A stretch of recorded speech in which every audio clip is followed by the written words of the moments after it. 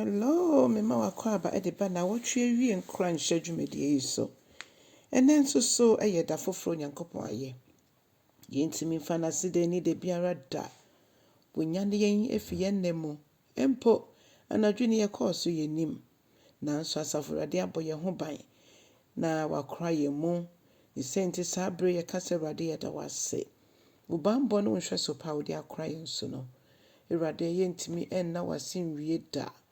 Awurade senka ewo techema pemwa yed ni nyina be yiwa ye so dia John Wesley eka ye no na awurade ba kumpa di ama yen awurade ye so se ye na adom ye ntimi fanyi wa ye ye nkwan ne nyinara ye da wase be sua wasem ye so na wona mo adom so akasa akire yen na me ye hu ani onyam na okese afi bibi biara enya asafo awurade na edua anadwe ye koda ye anaya brabom biara wo Yesu Kristo dim ye tutu ase ne bompai sora Yesu wonko a ne wadua no eno nko na ebefifi na aso aba na ayeye ho nsenkyerene wo Jesus Christ dim mo ene ya bompai hallelujah odofo ye kan enyum eduesia baako David ne nyom a ye hu se David nyum biara eye empaibo mama yentie Osi tie mi sufre Onyankopon tie mi mpaibo. Erade ma mi mpaibo endu asomo. Efi asase wie ye ena mesu ede afrew. Na afei makuma aye ha. Enyama hye me so. Eni te erade gye ko obutentimu a ekron chen me no eho. Yengina yenim so butentem no ene Kristo Yesu.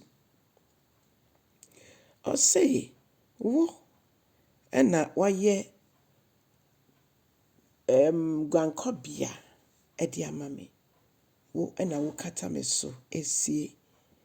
Erade wo ene mabai denden a medwane be wura wo mu anasa medwane ebe hye wo mu a osefo no enya me ho kwan biara so. Erade wo mu ena metna. Wontamadan na emu ena metna da. Adofo enim se nyame ntamadan mu eyo Nyankopon emu, Nyankopon fie, Nyankopon ne nchen. Ye bedo ne odo na ya ye ne ope. Enu na kyese yete na ntamadan emu. Afei mekoso de me ho ato so sanse wo ena wo de wataba kese no wo de kata me so sela de bia kase sela ye du ho na eyade a ne ye kan no esese ye dwundwunu ho biom ti ye besen ya kan se Awurade metna wo ntamadan mu da kosi ewie ye ana se eni ewie ye na afei me de me ho beto so sanse wo ena wo de me sie wataban ase. Afei ose Awurade wo ena mahye obo. Wotie me boshe ni nyina na Awurade wo de mapegyade de amame. Omo a omuso wudi nyinara wama woma apegyade. Afei wo se wo betwe me nkwande mu.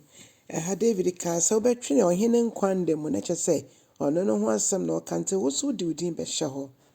Minim se Awurade wo betwe Jacqueline nkwande mu na wo bema ne nna aye awonto atoaso eso.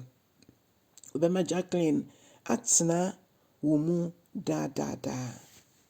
Awurade siesie mobrohu ani nukredie na fesiesie me. Afi meto nyom ahye udin kwankwa ni onyam na medi me boshe so. Awurade ma ya sa ahoden no yentimi ni ye boshe so. Hallelujah. Afi meto nsanso de fraw ene na wotwe na ye album launch no eba so. Ye double launch. Ye launch album no enyom no ena ye sign launch ye bie Nona Jackie enso eso. Nona Jackie de ye pa ho ntoma keke na yenim se Onyankopon nam so obehye ne ho ani onyam. Odofo Nyankopon nyo kese na ɛba bɛka me ho na sɛdeɛ Nyame di ne hene wɔ ne mma yɛyie mu no, ɔntumi ndi ne hene. Nea wode ato n'anim biara ɔbɛyɛ de ahyɛ ne ho anuonyam. Nti fa wo werɛ nyinaa hyɛ ne mu. Ɔno na ɔyɛ ɔbotantim a ɔkorɔn. Time no yɛ nnɔmmienu 2 o'clock. 6 pɛpɛɛpɛ na yɛapɔn. Ɔdɔfoɔ, Onyankopɔn nhyira wo. Kyɛ asɛm yi na twe ɔkra bi nso ma Awurade. Na nea ne werɛ aho nya anigye wɔ Yesu din mu. Amen.